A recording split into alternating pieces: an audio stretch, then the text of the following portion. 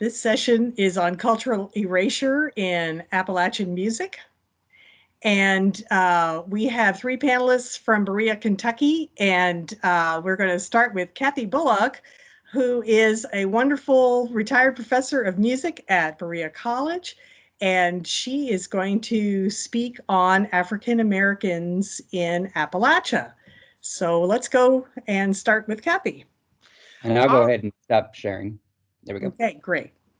Okay, delighted to be here, and I thank Liza D. Savino for making all of this possible for us for this panel. And I want to, with the wonderful world of technology, we are forging on to share, and I'm excited to share about African-American, particularly African-American music in Appalachia. I'd like to start with sharing a PowerPoint, and I will do so at this time. Let's see. Okay, from the beginning. All right. So when we think of, especially when I came to Berea, and my perspectives and a lot of popular perspectives that there weren't any Black people in Appalachia, or then not much contributions. Some of the perceptions or the half-truths were that Appalachian folk culture does not include African-American music, and that the musical influences, if they exist, they're overrated, rather than music was simply a copy of English white music, that the Black people are inferior and incapable of creating music, and that few, if any, Black people even resided in the region. And so some of the early writings on Black music in Appalachia, for instance, there was a sort of a consideration that before the 1890s, that the Black folk did have this music that they called exotic from Africa, that they would perform with influences of the US and Western forms in it. And J.F. Watson talked about those performance practices that he saw back then.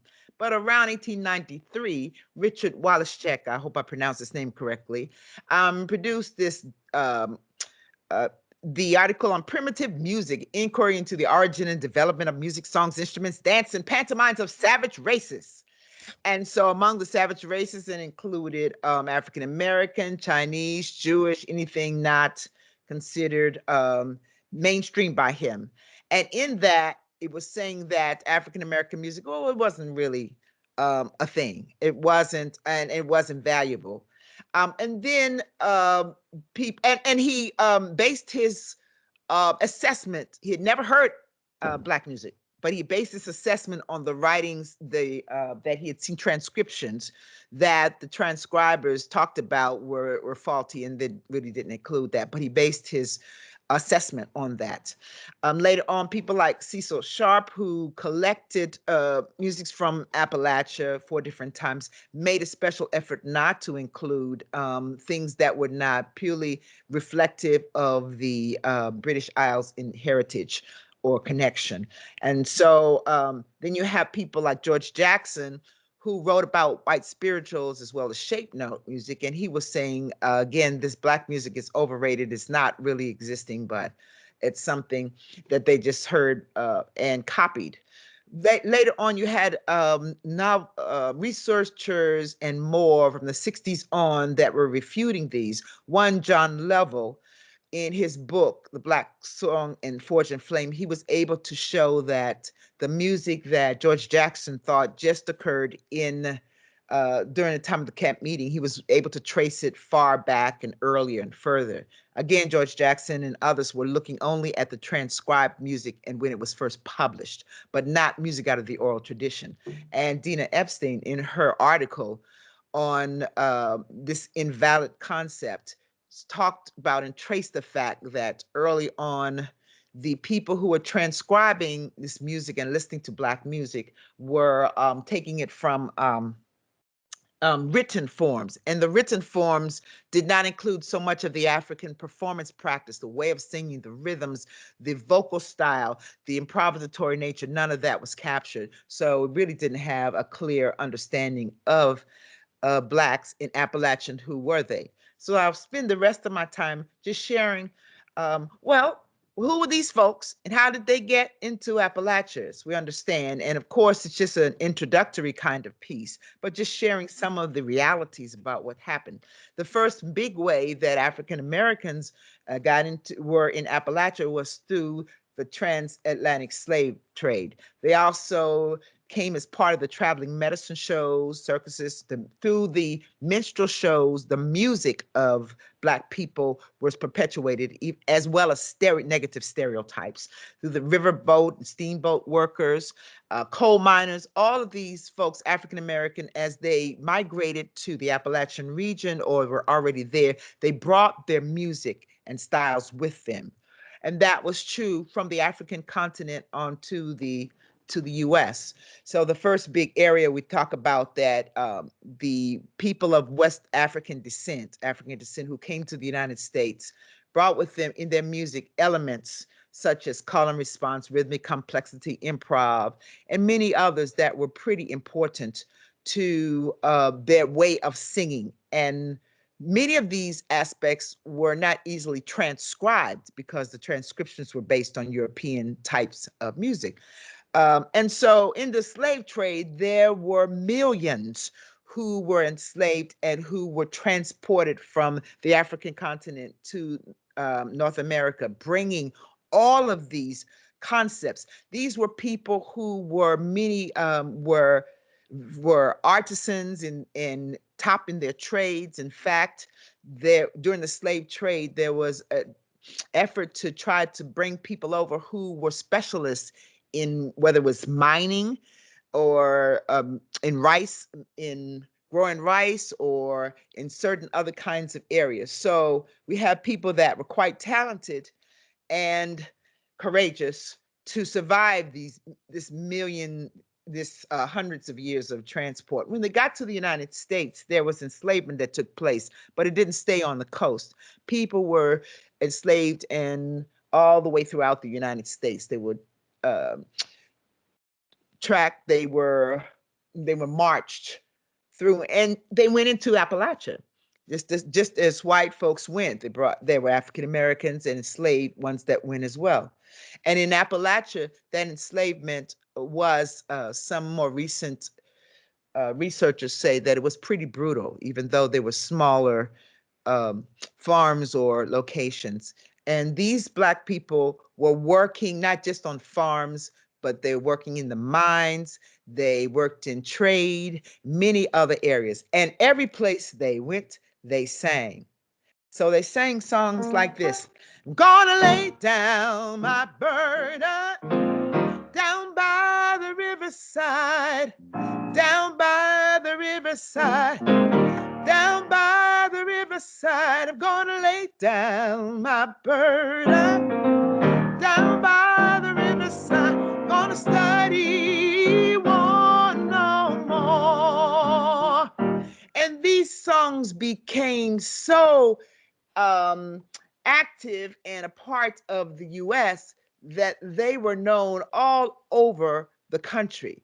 And I'm trying to get back to talk to you all in person. I think I'm going to go out. Yes, these songs became one of the United States' first folk music. And so folks sang this music, African American people, whether they were in Appalachia or whether they were in any other parts of the country. Hundreds of songs, and everybody would be singing along with these. So they brought this tradition to this part of the world.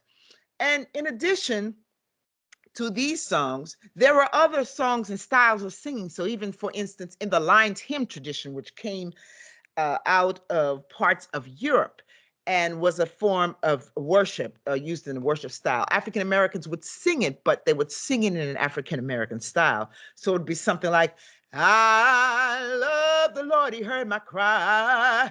I love the Lord, he heard my cry. And then it would go on. So you got folks that were singing, doing in all kinds of styles, of, I'm sorry, in the Black singing traditions. But in addition to that, there were other ways that African Americans would be in Appalachia, not only through enslavement, but through the traveling circuses and the medicine shows. There would be Black people who would be singing songs that came out of their tradition, as well as other songs that they heard. Very popular. And the minstrels, as I said before, there were the coal miners, and they were building the railroad tracks and working on the steamboat. And as they traveled, they sang. Not only the spiritual, which was a genre out of the African American music, but later on the blues emerged. There were children's games. There were Black folk that were playing, singing, using stringed instruments with the string bands and old time bands. There were African instruments such as the banjo, which has been traced to its origin in Africa, and its use became a popular one in Appalachia in particular, and performance there by Blacks and later whites who talked about how they learned the playing style from African Americans in the regions, which is even done traditionally. There was dance, like the Juba dance. Juba, I think it's Igbo, but I know from Nigeria, the word that means respect in one part of the continent. And it was the name of a dance and a game. And people sang Juba up and Juba down, Juba all around the town. I said Juba, used a lot of rhythmic patterns and differentiation in that way. I'm moving quickly because I want to make sure to just give you a taste of the many different ways in which African Americans have made an impact and influenced Appalachian music. This is D. Ford Bailey. He was a harmonica player, and lots of times they talked about playing the harmonica before and after D. Ford Bailey. He's associated with the early, the on the radio playing this music, and it was really popular for quite a while. I mean, one of the most popular shows, and playing his harmonica, and in it there were all kinds of African influences and characteristics in the slides and the ways that he played the music, and it's like singing on his harmonica. You have folks like Arnold Schultz, who was a fiddler and guitarist in early time periods, and Bill Monroe talks about being in Arnold Schultz's band when he was first growing up and learning about playing, and about the influence of this man and his performance style on Monroe's music as well. We have Clifford Hayes and the Earl McDowell, these examples of the jug band, which was another kind of combo that was popular during the early periods. We have other Black string players, such as Leslie Riddle out of North Carolina, and pretty well known, so much so that he became affiliated with the Carter family, and is one who is by them said to have been really a great influence. He with Mr. Carter would go around and collecting melodies and tunes, and Leslie Riddle would be remembering them, and then Mr. Carter would be transcribing them, and then together all kinds of arrangements that were made. We have Etta Baker, who was another profound performer. I don't know if y'all can hear a little bit of what she's playing when I'm playing, because I was just trying to play, but I didn't really hear a little bit of that. So I'm not sure if that came through. So I'm going to keep going right now and then try it a little bit later as we get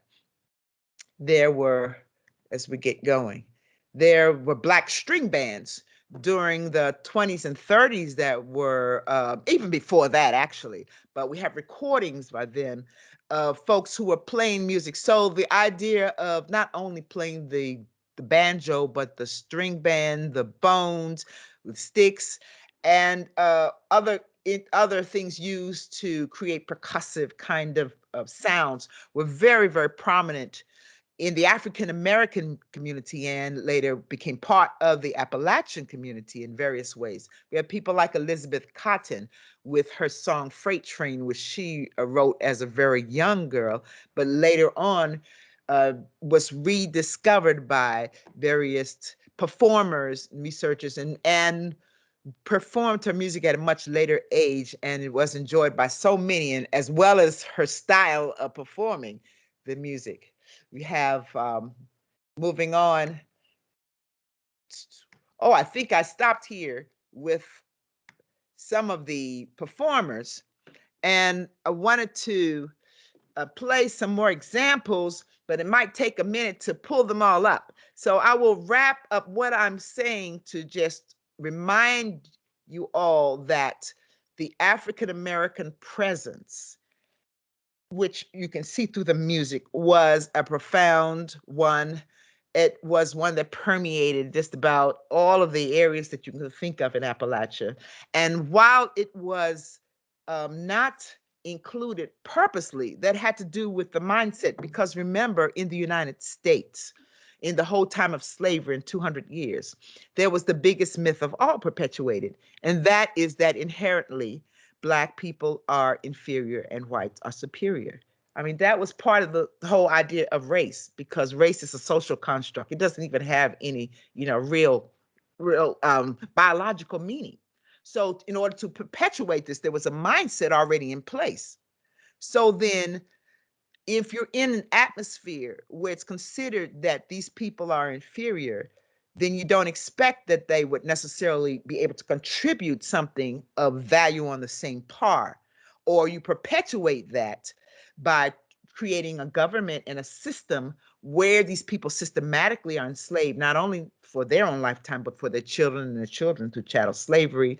You perpetuate stereotypes about these dangerous people, or they're dumb, or they're lazy, and that becomes the dialogue, the stereotypes. So it's within that setting that these folks would go and be searching for the music and looking and listening to it and continuing to perpetuate those kind of stereotypes, because remembering slavery for 200 years or so was big business. People became very wealthy, made a lot of money. You could build a whole country if you have 200 years of free labor. Think about it. And so with that in mind, when you take off that lens and you look as musicians one-on-one would do, they would say there was all kinds of exchange back and forth between the various folks. And that's what musicians do whenever we get together. We take a little, we share, and we give. That is a more accurate portrayal of what this music is. And I'm excited about being able to continue to learn and share those aspects that before have been either discarded, omitted, or not known. I'll stop there and I'll turn it over to my next colleague, Deborah Thompson. And if I have time, I'll come back and I'll play a little more.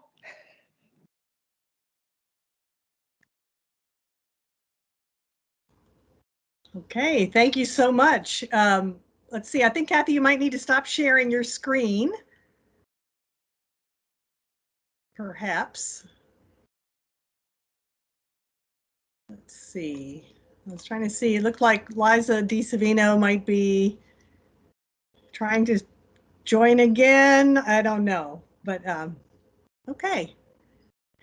So thank you, Liza, again for getting us all together. We had a lot of fun the times that we got to talk together. And so I'm going to start sharing my screen now.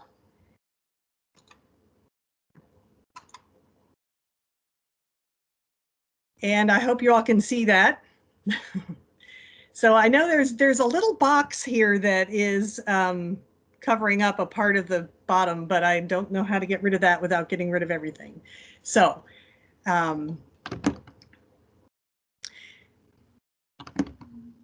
sorry, I'm trying to get my timer going. There we go. So I've been a long time Appalachian Studies student, and my first Appalachian Studies conference was in 1980. So 41 years, that's not too bad. But this has always been a very special conference to me, and I feel like this is my community. So what I'm doing today is focusing mostly on gender in Appalachian music, and sharing with you a lot of part of my chapter in my dissertation from 2012 in Kentucky. Place has always been important to me, and one powerful idea I learned in my graduate studies is that space and place are conceptual. They do exist, but we shape them by the way we talk about them, the things we do to our spaces, and the way we think about them. And so there's kind of a chicken and egg process going on where space is produced by our ideas, and then we create spaces, and then they influence us as well. And so there's also a concept of that Appalachia has been, the meaning of the term Appalachia has been sedimented in our minds by all these layers of meaning that have piled one on the other, and through like a virtual heat process and pressure have become sedimented into these ideas that are hard to shake now.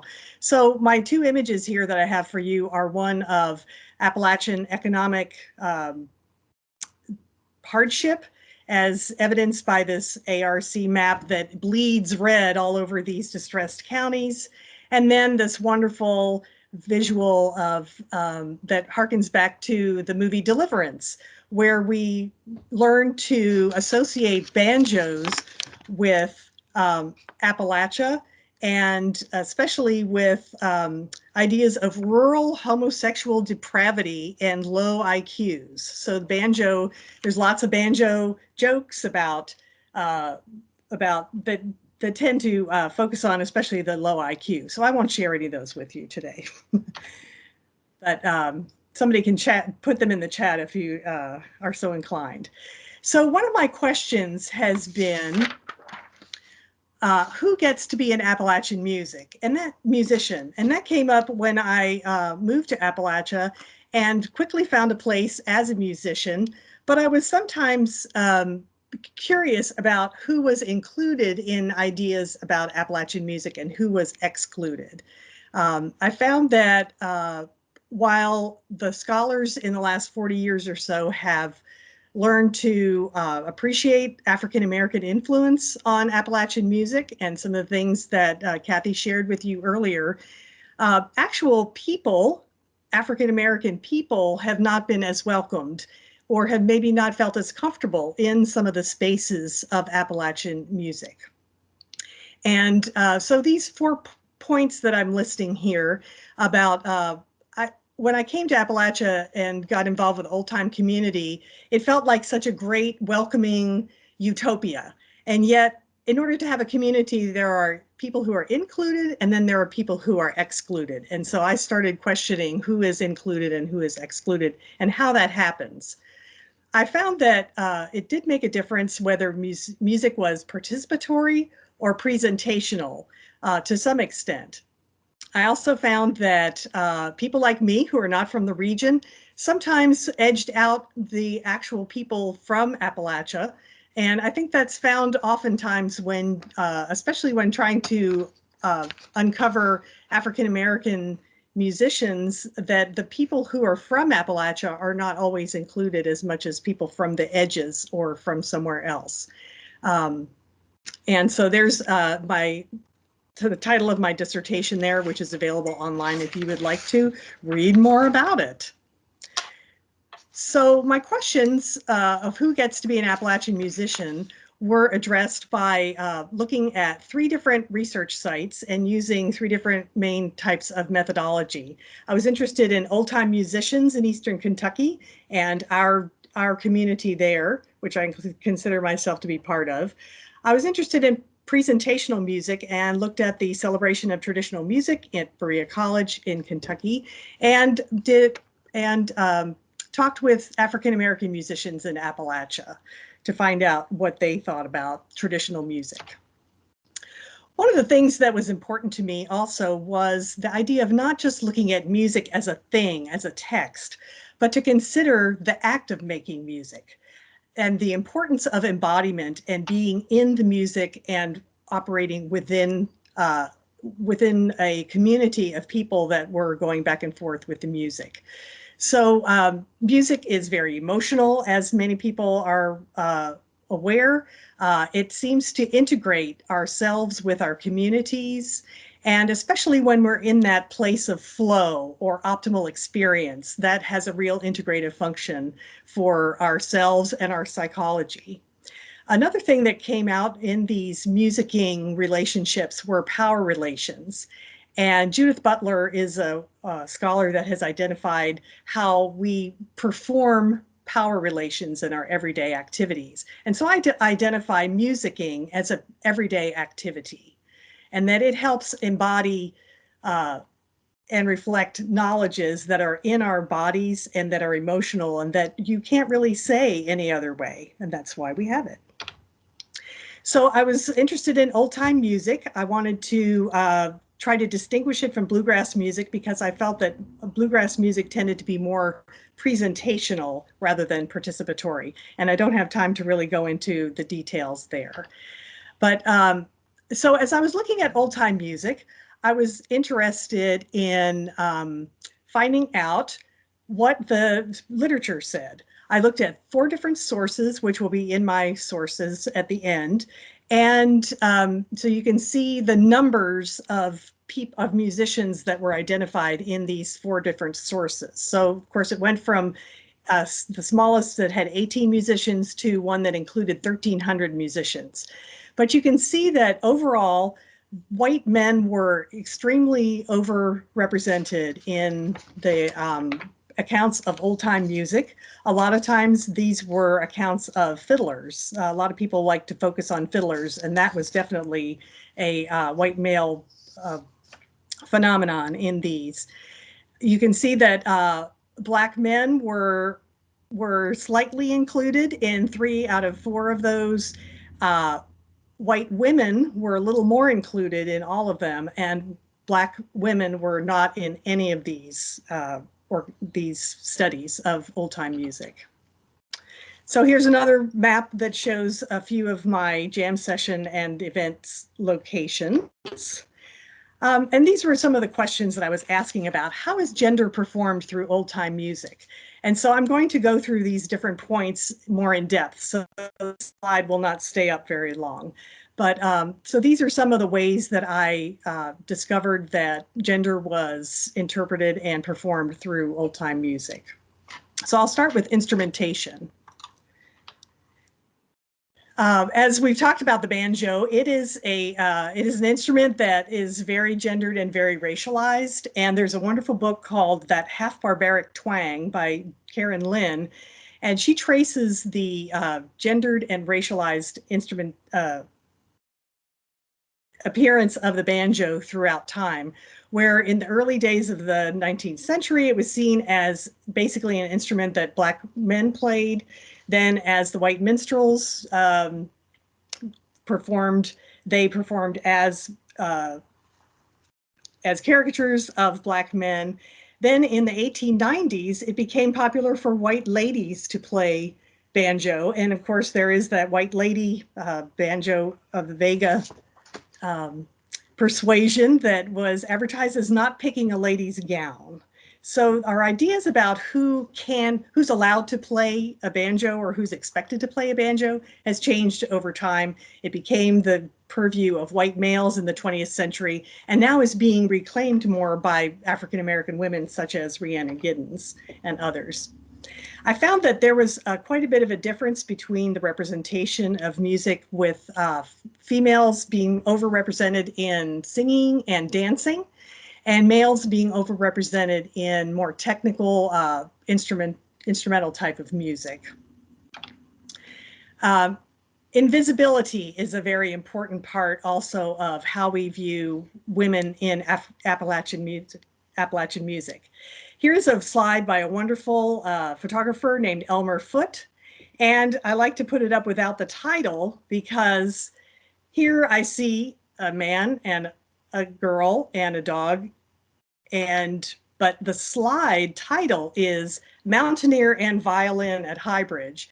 And this happens over and over again, where you'll see an image that includes women, but women are not even mentioned in that photograph, in the title.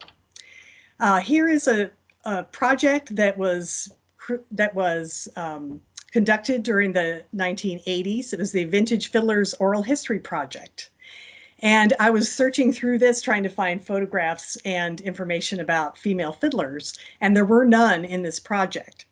I did find some female guitarists, but it turned out that even when they were described in the photograph, they weren't talked about in terms of their instrumentation. It was all focused on the men. So this description here talks about Virgil Alfrey's guitar playing, not a word about Clelia Alfrey, just that she exists there. So I'm going to suggest that we have a vintage guitarist oral history project and have two wonderful guitarists, Donna Lamb and Annadine Fraley, included. A lot of times these women are not really highlighted because they are playing supportive roles, what is perceived as supportive roles to the more flashy male fiddlers. Now, there are more women becoming fiddlers all the time, but it is still seen historically as a male-dominated type of instrument. One of the things that shapes us a lot are our habits. Again, I'm not going to spend a lot of time on this slide. I got some good information from McMullen, who was writing about habits of whiteness. And so I think these are also habits of patriarchy, where we have these gendered scripts that we follow. And so we are expected to perform our gender in certain ways. So here are some clips from 4 of the people that I interviewed for my dissertation. Beverly May of Eastern Kentucky she was being groomed as being the pianist in a Methodist church. And I think a lot of women are groomed to be the accompanists in churches. Interestingly, Jake Ravizzi from Cumberland, Kentucky, said that he wanted to play the piano, but it was not seen as a manly thing to do. So that was an interesting script that I heard from different people. Anna Roberts-Gevalt, a fiddler, had some great ideas and observations, and she liked to subvert her gender expectations by showing that girls can really kick ass.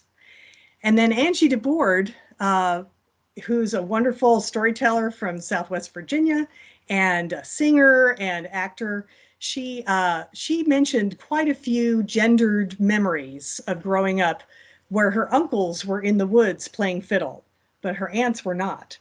But then her brothers were not included in some of the female activities that included singing while bean stringing. So there was this gendered expectation about where the males and females should be in the house, outside, what activities they should do or should not do. And so sometimes it's hard to buck that kind of expectation.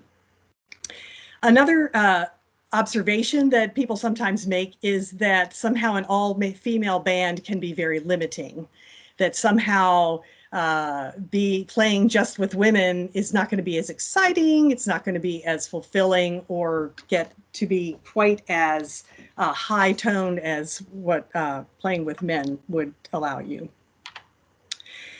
So with this research, what I was trying to show is that musicking is a process of everyday life. And this is one of those places where power relations are performed and reinscribed. So as we conduct our daily activities and we are in our gendered habits, we reinscribe those habits and they become stronger and more sedimented. That these gendered habits that we have tend to maintain existing power relations. And that there are these micro workings of power that we don't understand, that we don't often see that we're doing. Even the way I'm shaping my hands, the way I hold my face, the way I play the banjo, all these things might be reinscribing my gender identity without me even knowing it. And one of the very, I think, positive things that I felt through this understanding of these micro workings of power is that it's in these micro workings, it's in these daily activities, in these choices that we make every day, every second, that we can choose to change if we want to. That these are the places where social space is constructed, and we can change our behavior, we can improve things, and we can make the world into the way we want it to be. So here are these old-time music sources that I mentioned that I reviewed in my literature review. And here are other sources that I used. So I will be uploading my presentation to the Appalachian Studies website. So if anybody wants to follow this through, I'll be glad to share it with you. And you can also email me. I'll be glad to respond to you. And this is another slide about my dissertation topic. So thank you so much. And I'll turn it over to Sam, I think. Wonderful. Thank you, Deborah. I hear an echo of myself. Okay, someone has muted. I think we're okay now.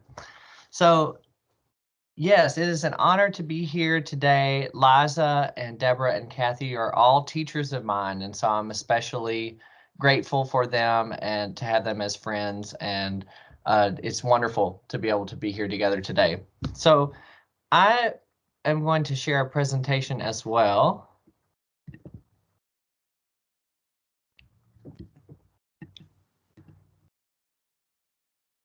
Okay, I can no longer see you all, so I hope that, Deborah, would you speak and let me know, can you see the presentation?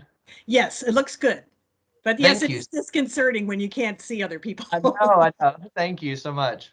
So thank you to Liza for convening this panel.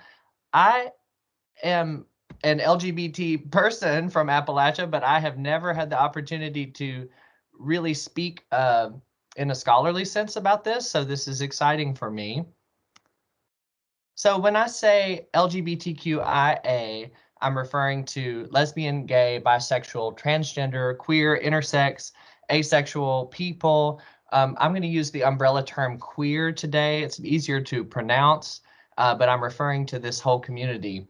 This is a wonderful article by my friend Ray Geringer, who is an incredible oral historian. And Ray has a project called Country Queers, a multimedia oral history project that I hope you'll check out. So I want to briefly acknowledge why LGBT people, queer people, have been marginalized in Appalachia. One is that being open about your sexuality can be taboo. One of my interviewees said, you don't air your dirty laundry. You take the path of least resistance. You don't discuss difficult or controversial topics with your neighbors. And that is true in some communities. All of these are to some degree generalizations. I didn't experience all of these, but a lot of queer people in Appalachia certainly do. So, you know, strict gender roles, masculine and feminine performance, spaces where you're allowed to be certain ways, religious restrictions, fundamentalist Christianity in particular, threats of violence, hate crimes, discrimination, and the pressure to leave the Appalachian region to migrate to an urban place where gay community is more accessible. So I want to start by looking at what two musical phenomena happening in the Appalachian region around the time of the gay liberation movement, which began in the 1950s, well before Stonewall. And so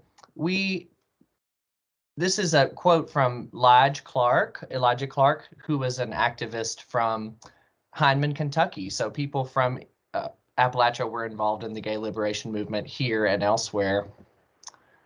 So in 1977, June Apple Records, Apple Shop's record label, released this awesome album of Earl Gilmore, who is an amazing singer, guitarist, piano player, who sang sacred music from African American traditions and also blues.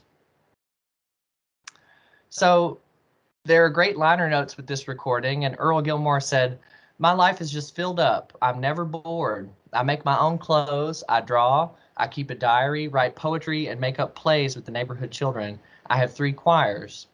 So Guy and Candy Carowin wrote a biography of Earl Gilmore for the LP, which talks about him growing up in an African-American community in Clinchco, Virginia. He taught himself to play. He went to work in the coal mines for a short period, but for most of his life, he was a professional musician. And he was awarded a Ford Foundation grant to go to Africa and the Holy Land. And his style, especially the way he dressed, was very influenced by that. And I thought it was interesting that Guy and Candy chose to say he has evolved a very personal lifestyle based on the things that are important to him, his religious ideas, his community, his music. So I would like to try to play this clip, but I'm afraid to because it hasn't worked for other presenters. So if you want to hear Earl Gilmore, please email me. I'm glad to send this to you, and I'll upload it to the ASA webpage as well. He's an incredible singer, absolutely spine-tingling electric music. So there's a documentary film that's being made about Earl Gilmore right now by filmmaker Andrew Garrison. I love this photo of Earl's home and his beautiful robe.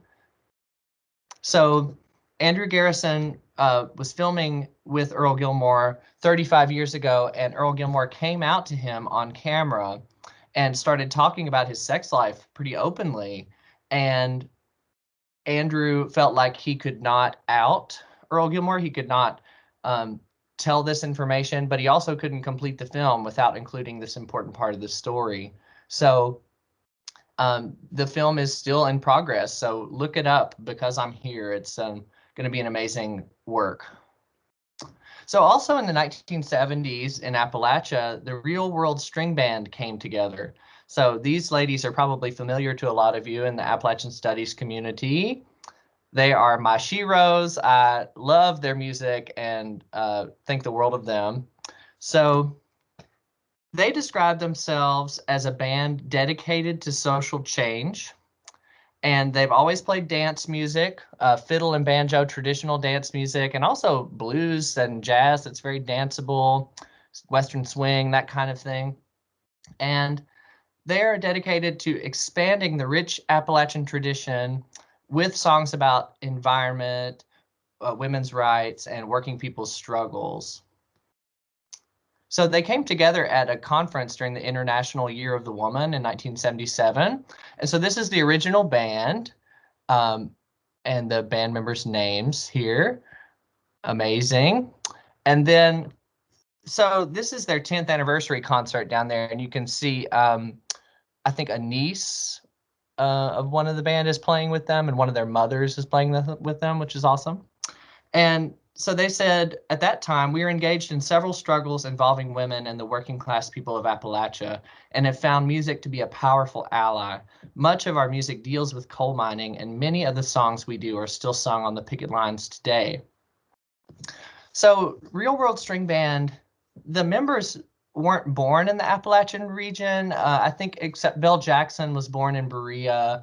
And there are several Kentuckians in the group. So geographically, they're not from Appalachia, but they studied with mentors in the Appalachian traditions. Like Lily Mae Ledford was one of their important mentors.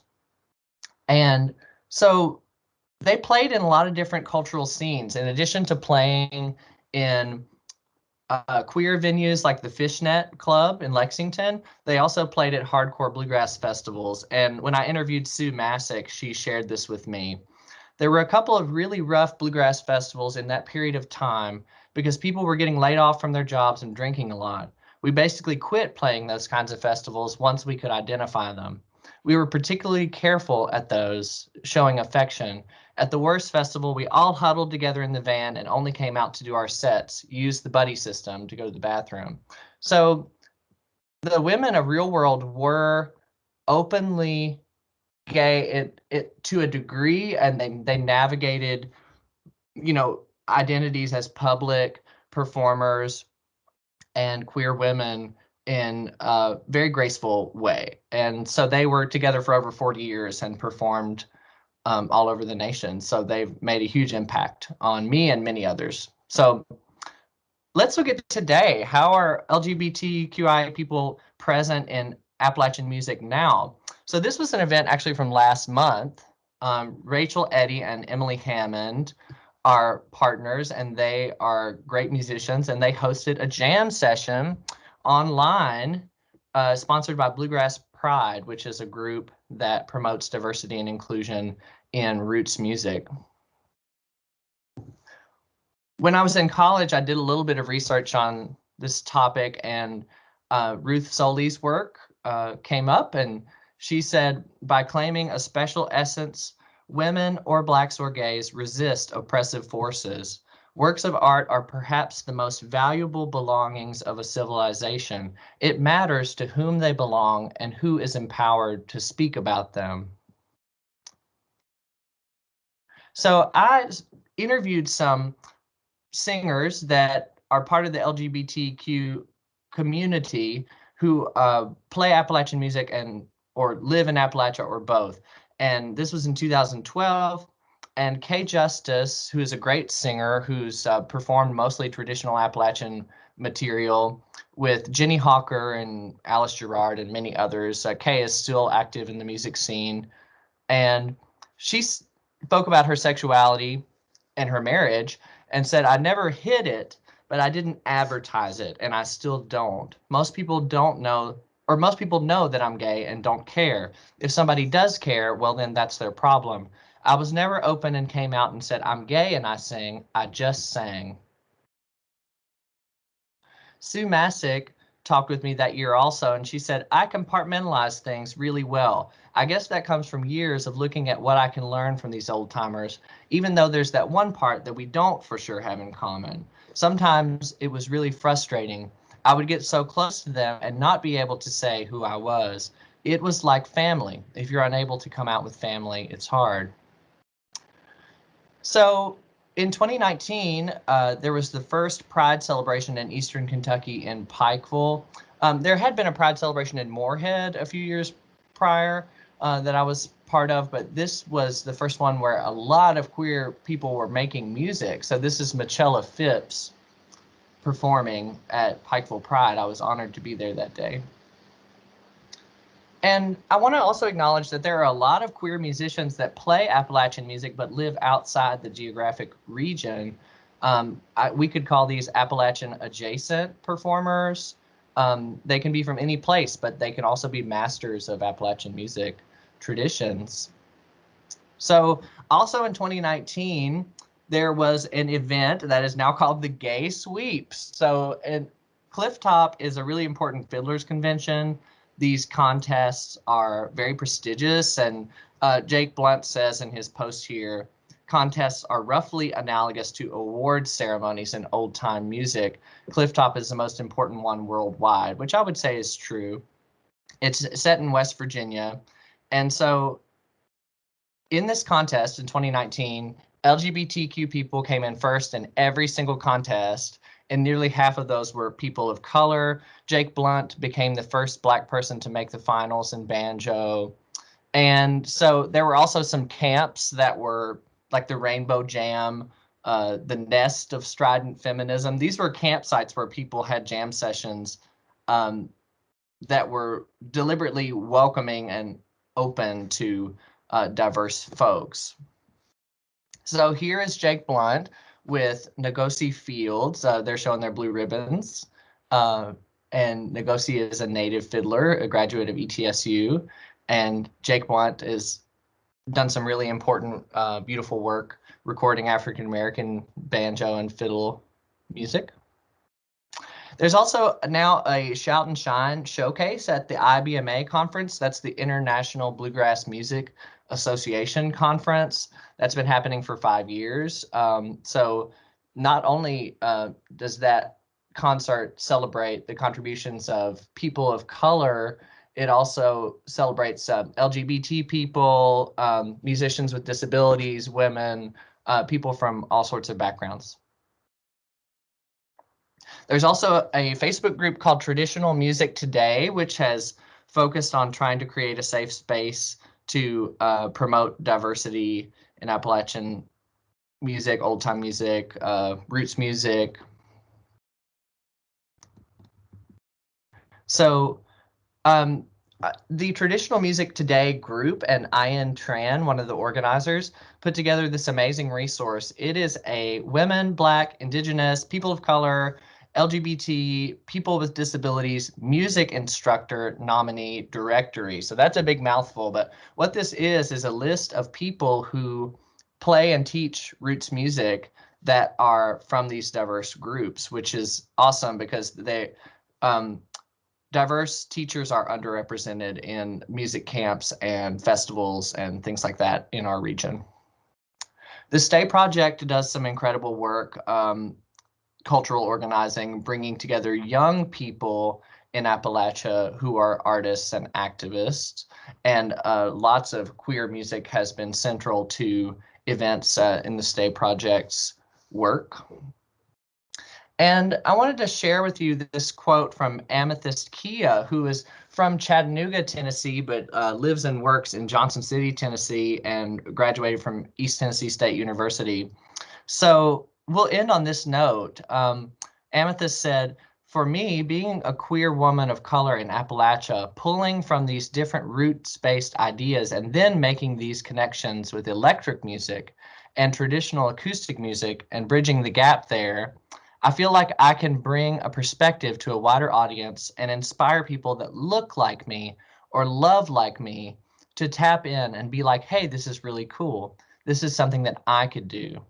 In a lot of ways, intersectionally, I'm the exact opposite of what would be considered typical for what I'm doing and needed to see someone like me when I was playing music. I just feel like I want to, in some way, inspire other people. So there's so much more to say about queer folks in Appalachia making music, but my time is up. So I'm going to offer my contact info, and you are welcome to email me. I'm happy to send you my sources and this presentation and all of that, and would love to talk about this more.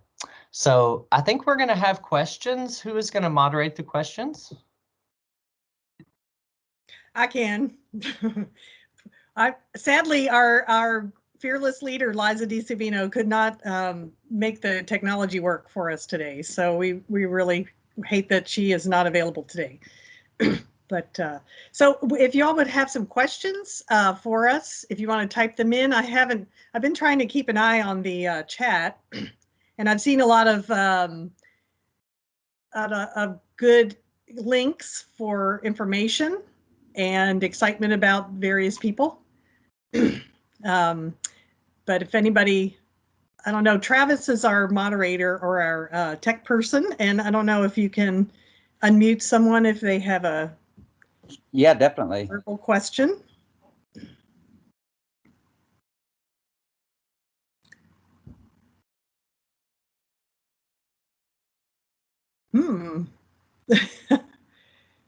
That is strange. So, okay. Well, I would like to hear another song from Kathy, maybe. And Sure. then maybe a song from, how about a short song while other people are thinking? And then maybe Sam could give us a verse or two. Oh, okay. That's what I will do. Hold on just a little while longer. Hold on just a little while longer. Hold on just a little while longer. Everything's gonna be all right. And you could just see this kind of song might go on all night long, just adding words to it. And people use the music as a way of life so that even if things look really bleak now, I have hope for the future. And I might not see it, but my children's children would. We would rock together. And when I say everything's gonna be all right, and when I sing this little light of mine, I'm gonna let it shine. The I is collective. It speaks for me and everybody else in my community. So that's what the spirituals brought, and they embodied what is in so many African American music form in that creation and connections of community. Now, as I was singing, I saw some extra questions that came up, which were really interesting. And so I can either go to that, or Sam, would you have something that you want to share with us? Yeah, so a question was, could all panelists talk more about how community-based festivals are helping to unerase underrepresented musicians? So, Deborah, you've studied that more than I have. Do you have any thoughts? Community festivals. Well, I guess I think things are changing. I'm really happy to say that I did a lot of my research in the aughts, in the like 2005 to 2010. And there's a lot more going on now than there have been. But festivals are really important because they do. I found that actually I was finding more spaces that were less welcoming than some of the things that you're talking about. I mean, the reason why I think that some of the clifftop folks wanted welcoming jam sessions were that there were some that were not. People would huddle together and show you their back, that they did not want people to join in. So anyway, I think that is improving. I'm glad to hear that. I got one of the two people said that they wanted to stop the screen share. So I don't think I'm screen sharing at all. I just was double checking so that they could hear. I hope that you can see all of us now in what happened. There was a request for that. So I hope that works. But in fact, I have been involved in some of the festivals, and certainly now in Zoom land, you know, in this time of COVID, when things are where we're not able to, haven't been able to connect one-on-one in person, I have been able to connect with many more people here and in other parts of Europe as well, and been able to share. And there has been more of an interest in learning more about aspects of African American, the queer folk, women's roles, and just looking more broadly at the palette of what we all bring. And so that has been exciting to me. Now, I don't know if that will translate or how it will to the actual festivals once we have more of them in place. Yeah. So one thing that's an interesting concert series that I was part of is called the Gay Ole Opry, and it's run by a group in Brooklyn, New York. And so that was one of the first gigs I had in New York, a very grassroots concert series, but they've made a big impact by inviting queer performers who play roots music. And so a lot of it is more country music, but you know, they had folk singers like us come up from Appalachia, so that was exciting. Amethyst Kia and others. And I wanted to say too, yeah, there's certainly things happening internationally where Appalachian music is being included in queer performance collectives, like the Nest Collective in England, and others. And the Highlander Research and Education Center has always used music as a tool in organizing. And I've heard that there was a queer music festival there years ago put on by Southerners on New Ground, but I've not been able to find any more leads on that. So if anyone knows anything about that, please email me. I would love to know about it. Yeah, that's exciting. Thank you for sharing that, Sam. It is exciting what's happening. And someone in the chat mentioned that just knowing that they exist, and knowing that the things that are happening, it's really good. So Danica, it sounds like you had a question. Yeah, thank you. Can you all hear me? Yes. All right. I just want to ask, I guess any of the panelists could answer this question, but if you all have any sort of like thoughts or observations or research about underrepresented communities at dances in Appalachia. I live in Lexington. I go to UK. I'm one of Catherine Engel's students, and I've attended the Contra Dance in Lexington. I believe that there's one in Berea also, but I found that to be a really interesting there was a large group of us, like young queer people, that attended that contra dance, and there was like a lot of sort of room and openness for whoever to dance with whoever, and I was just really surprised by that, and I found that to be such an open community. So I guess if any of you all can speak to different experiences or things that you've studied in contra dancing or any dancing in the region. Yeah, I think that there is more openness for a variety of expressions at contra dances. I know Louisville also has a very welcoming dance for anyone who wants to dance whichever role.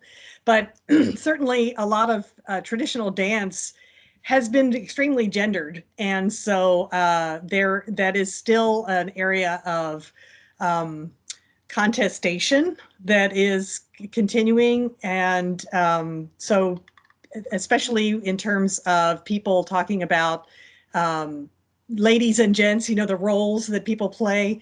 And so there's still a lot of, I would say, discussion and some very emotional feelings about changing those terms, whether they should be lead and follow, or there are some other things called larks and ravens, other ways of describing the different roles of people. So anyway, that's definitely an area that is changing, and I'm glad you're part of that change.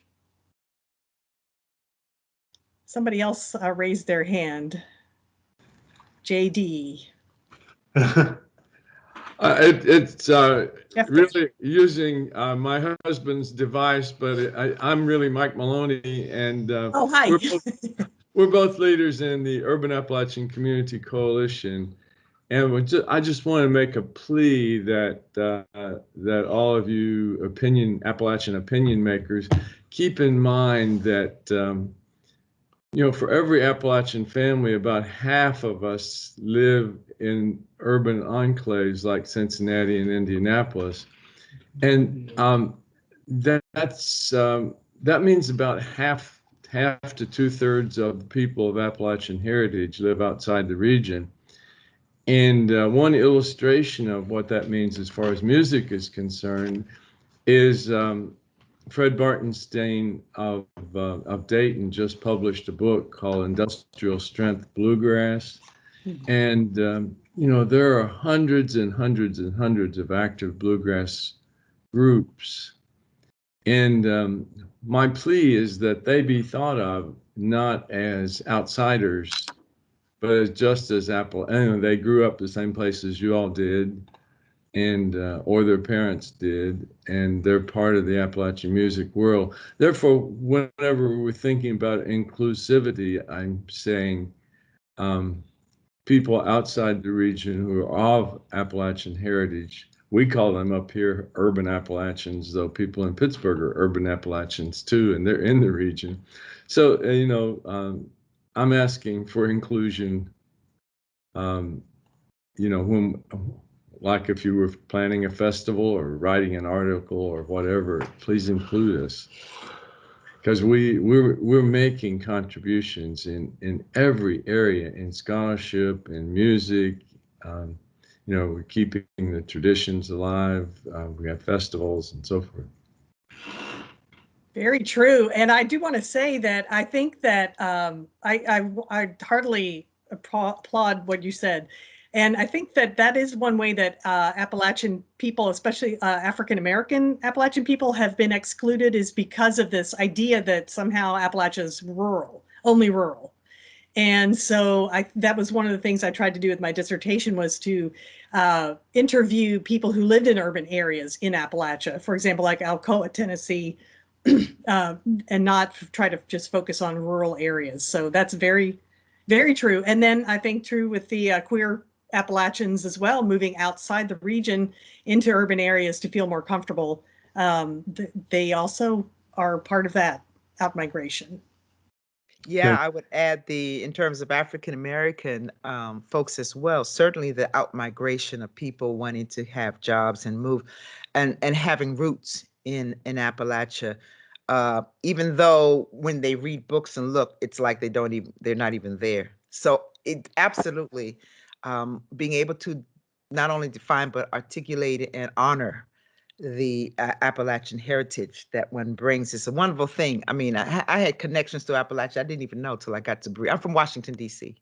and I came to Berea College to teach for 2 years, and then 30 years later, I'm still there. And I realized after that about my own Appalachian connections and heritage that I had no clue about. I dare say there are other folks like me who would have just been enriched. Now, so there's a lot involved in what you say. Thank you for sharing. Thank you. Yes, just briefly, I want to share something too on that note, which is that I grew up in Withville, Virginia, which is a small town. And so I was a town boy, like I rode my bike on the street, like that. I was not, I'd never driven a tractor or anything till I was in my 20s. But so I thought that I wasn't an Appalachian person because I grew up in a small town. I believed that Appalachia is only a rural place. And so I do think that's a misconception, and we should broaden our ideas for sure. Well, I think we are about out of time. It is, by my clock, it's 1:45, and I think that's when our session ends. So thank you all so much for being here. And your questions, please do contact any of the three of us. And Liza DiSavino, maybe you should put your contact information up too, so that they can see that you exist and follow along with you. Yes, because she coordinated this whole panel discussion, and I was so delighted to be part of it. And it's been doing some fascinating work, both in this area and some other things as well. And I'm delighted, y'all. These colleagues that I have, they're really good, and they have done a lot of work, and it's been exciting and phenomenal. And so I'm glad to be here to share with y'all, and I hope you're enjoying the rest of your conference as well.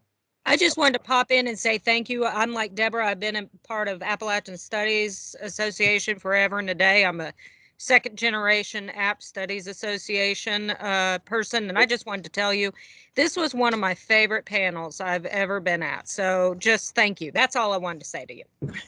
And thank you, Liza, for your work behind the scenes. Thank you all. Ain't gonna study more no more.